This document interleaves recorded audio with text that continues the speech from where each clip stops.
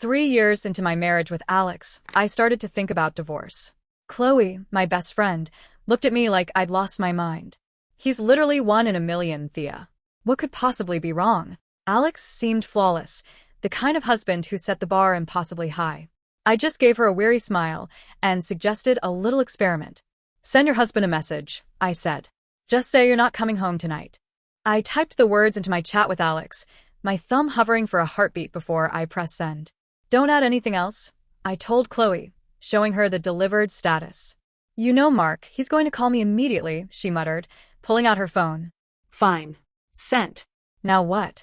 Almost instantly, her phone rang. See? I told you, she said with an exasperated laugh, putting him on speaker. Why aren't you coming home, babe? Are you still with Thea? Or is she the one staying out? Should I come get her? Or are you at her place? Questions flew at her in rapid succession. I'm joking.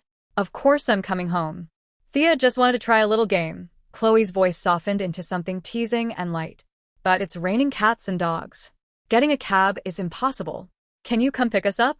She sounded radiant, that effortless glow of someone who feels completely loved.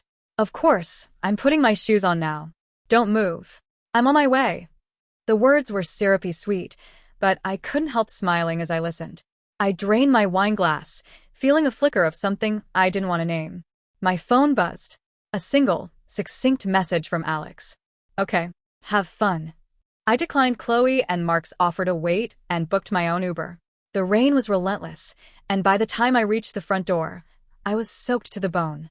The house felt unusually quiet.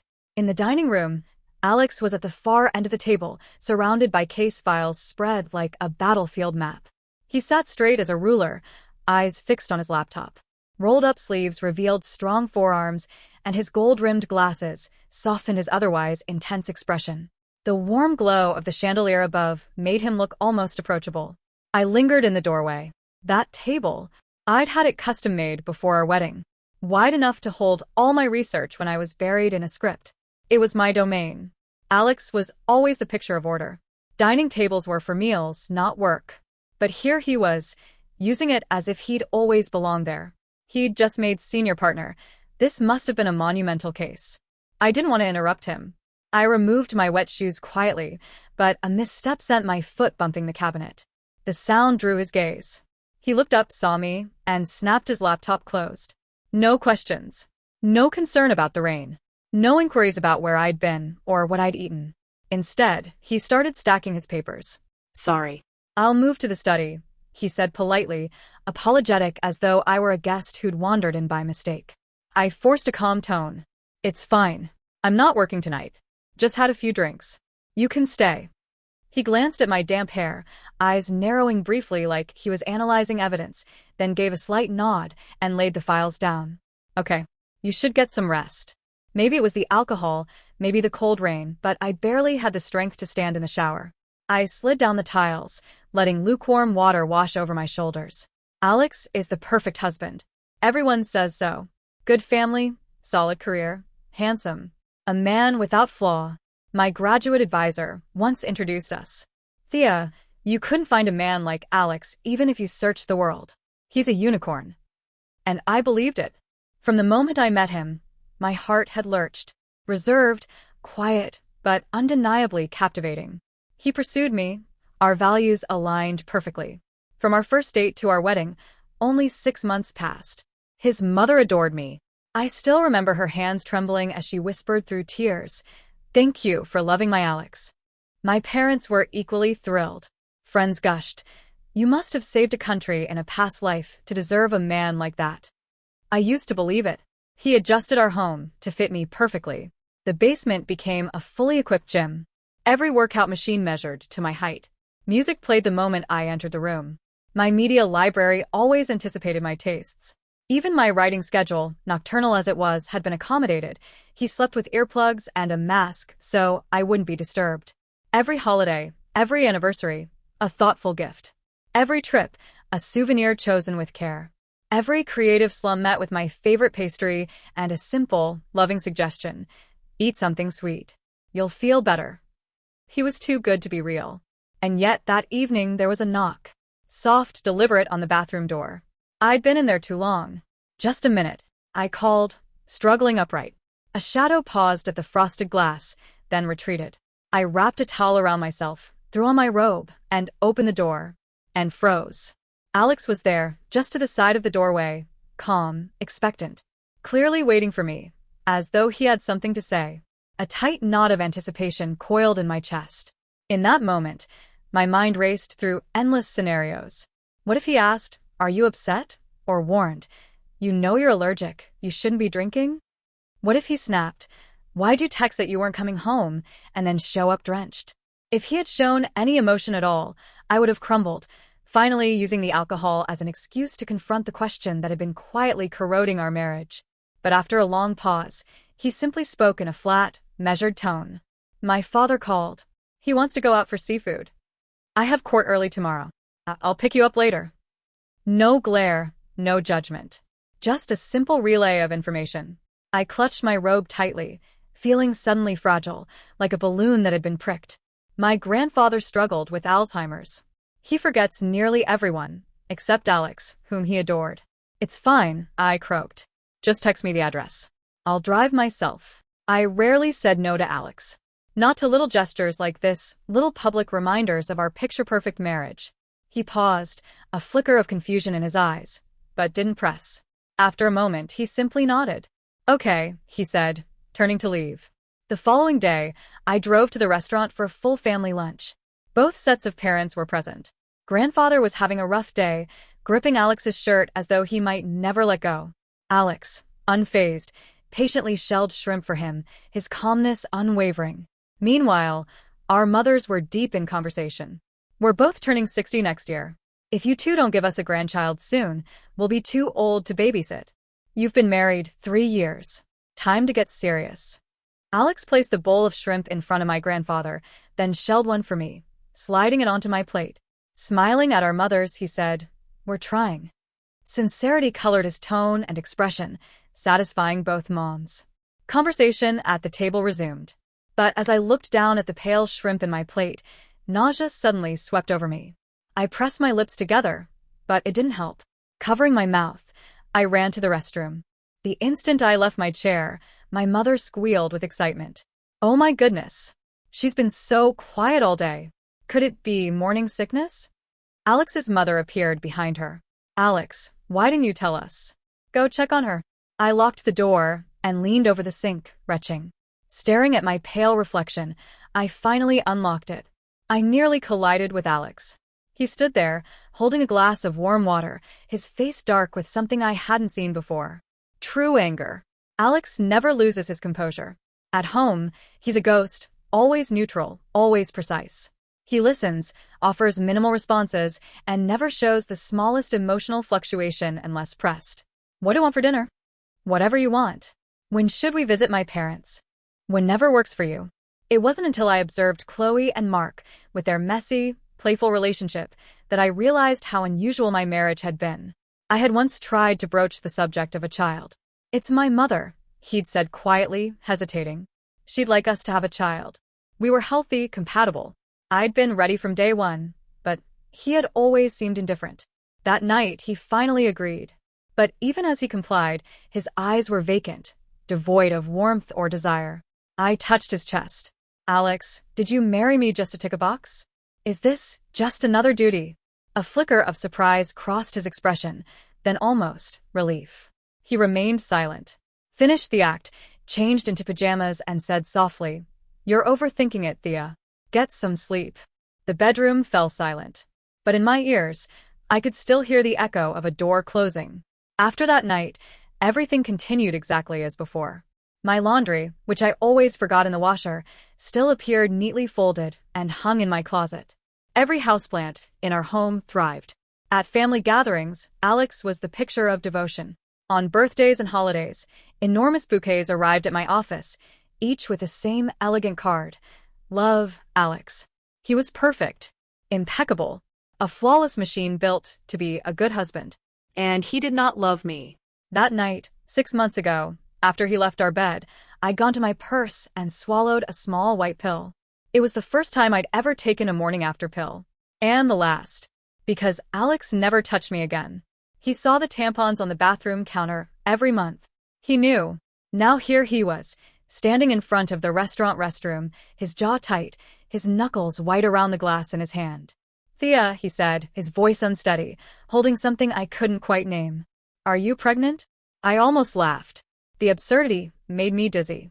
This was the first unfiltered emotion I'd seen on his face in years, and it was this. "Yes, Alex," I said, my voice dripping with sarcasm. "I'm pregnant. I can reproduce through photosynthesis." Impressive, right? The water in my glass was warm, yet my hands were freezing. The chill was spreading from my chest outward. He didn't speak for a long time. Then his expression shifted. The anger melted into something that almost looked like shame. "I'm sorry, Thea," he murmured, stepping closer. I didn't mean it like that." I cut him off. His eyes had already gone back to that familiar, guarded calm. "Alex," I said quietly, "let's get a divorce." He didn't react at first. Maybe he hadn't heard me, or maybe he was pretending not to. The hallway outside was loud. "Thea, what did you just say?"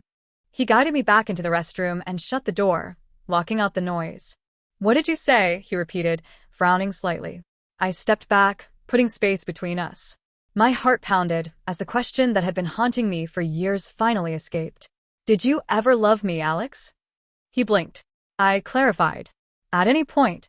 From the day we met until now, 3 years and 7 months, did you ever, even once, love me?" He heard me.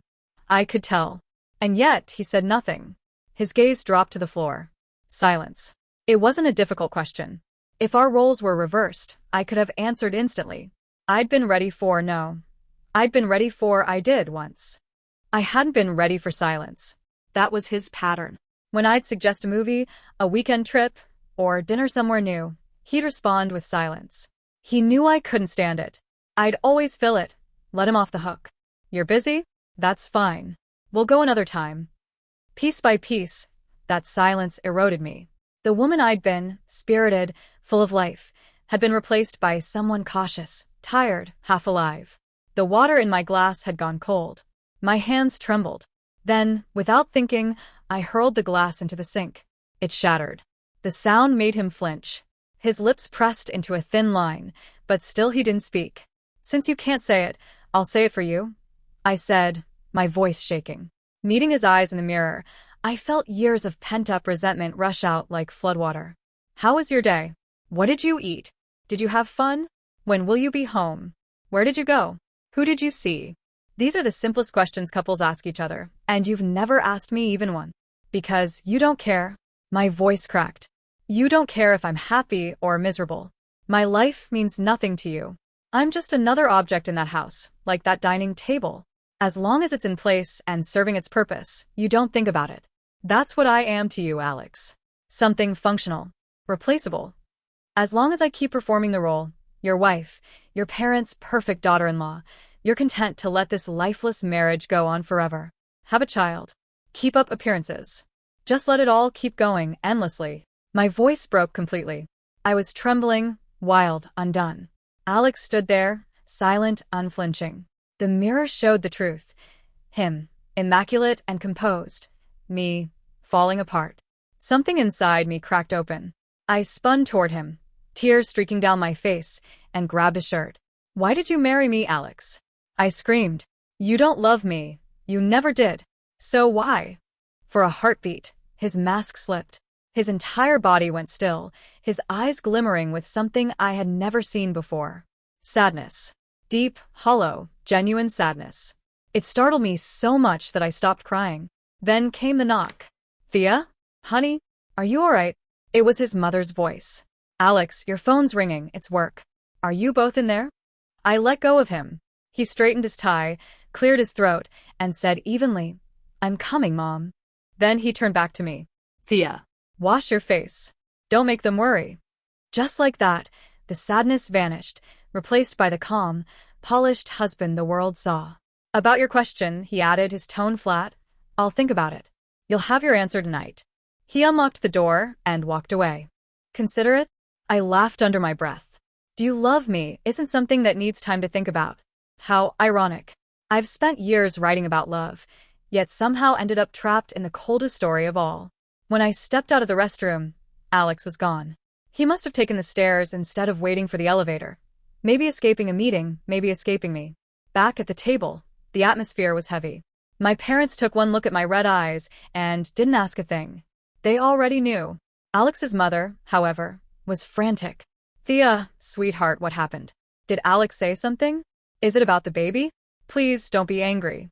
You don't know everything She stopped, tears threatening to spill. Whatever it is, tell me. I'll fix it. He'll listen to me. He doesn't have to, I said softly. My voice was calm, almost detached. He's already done everything you taught him to do. She blinked, confused. He followed your lessons perfectly. How to act like the ideal husband. How to show care through gestures. How to buy the right flowers, send the right texts, say the right words. He'd mastered the performance. Perfect execution. Perfect illusion. And I'd fallen for it. The drive home with my parents was silent. My grandfather, drifting in and out of his memories, rested against my shoulder. My father broke the quiet first. Actors. All of them. The way they put on their little show, it's pathetic. But my daughter's the one paying for it. My mother shushed him gently, her voice trembling. She's been suffering for so long. Why didn't she tell us? Then a voice, firm and steady, came from beside me. Good. Get the divorce. It was my grandfather. His mind was suddenly sharp again, his hand resting over mine. Our Thea hasn't smiled in a long time. She misses home. Let her come back. Let her be happy again. That did it. I broke down completely, clutching him as the tears came. I didn't feel weak, just human. I had my family. I had my strength. I could rebuild. I always could. That night, I fell asleep in my old room. The next day, I went back to the house Alex and I shared to pack my things. It was strange how separate our lives really were. His closet was a disciplined grid of dark suits and crisp shirts. Mine overflowed with color. His bathroom held a single toothbrush and a spotless towel. Mine was chaos, lipstick-stained mugs, hair ties, and bubble bath. He liked order, I thrived in clutter. We'd never truly lived together, not in the real sense. I finished packing faster than I expected. He wouldn't be home for hours. Downstairs, the smart speaker turned on automatically, playing an old song I hadn't heard in ages. If I can't see the stars with you, what's the point of them shining at all? It was the song playing the day we met. Dust coated the door of the home theater. We hadn't used it in years. I remembered how, in the beginning, he'd sit through my favorite romantic movies without complaint. The one time he chose, I'd fallen asleep before the first act ended. We never tried again. Out of curiosity, I searched for that film, Adam. I watched it alone. By the time the credits rolled, I was crying. It was about a man with Asperger's. And suddenly, I could hear his mother's words again. He's not doing it on purpose, Thea, he just doesn't know how to love. He's learning. Be patient. My chest tightened. I could barely breathe. Then I heard his voice behind me. Thea? I turned. Alex stood in the doorway, breathing hard, like he'd been running. The question you asked me earlier, he said quietly. I've been thinking about it. He sat down beside me, his posture rigid, his expression unreadable. Now, I can give you an answer. I'm sorry, he began. I should have told you sooner. I have Asperger's. I froze. My tears hadn't even dried yet. My symptoms are mild, he continued. I can function well enough. But I don't see emotions the way you do. I can copy behavior. I can perform affection, but the feeling itself, it doesn't come naturally to me. Before I met you, I didn't understand what love was supposed to mean. But after our first meeting, I started feeling something new. I wanted to see you again, talk to you again. I wanted you in my life. So I asked my mother to teach me. She showed me what to say, how to act, how to be someone you'd accept. I studied it like a script. A bitter smile tugged at my lips. His mother had been right all along. He'd been learning to love like a scientist studying behavior, methodically, flawlessly. Thea, he said softly, if love means wanting to do all that for someone, then I think I do love you. The words hit me like a punch. It was the first time he'd ever said them. If only he'd said it earlier. If only he'd let me feel it. But it was too late. I needed something real now, something mutual. Not an imitation of warmth. I opened my mouth to respond, but he held up a hand. Let me finish. He took a shaky breath. Because of you, I finally understand what love is. But I can't give it the way you deserve. I can't be that person for you. So, Thea, he said, looking directly into my eyes, I'll agree to the divorce. I won't use my condition as an excuse to keep you tied to me. You deserve someone who can meet you heart for heart. He stood, his voice steady now. Thank you for stepping into my world. I hope you find happiness. That was the last thing he ever said to me. The divorce was finalized. My car was in the shop, so true to form, Alex offered to drive me to the office. As he pulled up to the curb, he glanced at me. Can we still see each other? As friends. I met his eyes and let a genuine smile slip through, one he hadn't seen in years. Yes. But I'll need some time. He nodded, his expression softening. Goodbye, Thea. We didn't see each other for an entire year. Then, at a film festival after-party, our paths crossed. He was representing the event as legal counsel. I was there as the hot, new screenwriter everyone was buzzing about. Thea? His eyes lit up the second he spotted me. Hi, Alex. It's been a while. He hadn't changed a bit. Are you doing well? He asked, glancing down at my left hand. Oh, this. I lifted my right hand, flashing a huge, dazzling diamond. I got it for myself after winning the award last week. Ridiculously extravagant, I know. He blinked, then smiled. It's stunning. I shrugged, grinning. If it makes me happy, it was worth it. Thea, his phone buzzed mid-sentence. I raised a finger, letting him know to wait. Sorry, one moment, I said, stepping aside to answer. A playful voice came through the line. It's pouring out there. Let me guess, a certain gorgeous woman wore a cocktail dress and didn't drive. I laughed, glancing out the window to see his black SUV parked across the street. Guilty. And probably forgot an umbrella. Classic disaster. I can't let that happen, the man said, his voice warm, relaxed. Wait for break. I'm right outside. Not a drop will touch you. I knew he would wait. I wasn't about to make him. I hung up and turned, only to find Alex standing just behind me. Is that? His tone was stiff, and his gaze followed mine toward the window. I took a small step back, giving us space, and smiled. That's my boyfriend, Alex. He's here to pick me up. Alex nodded, his expression unreadable. I have to go.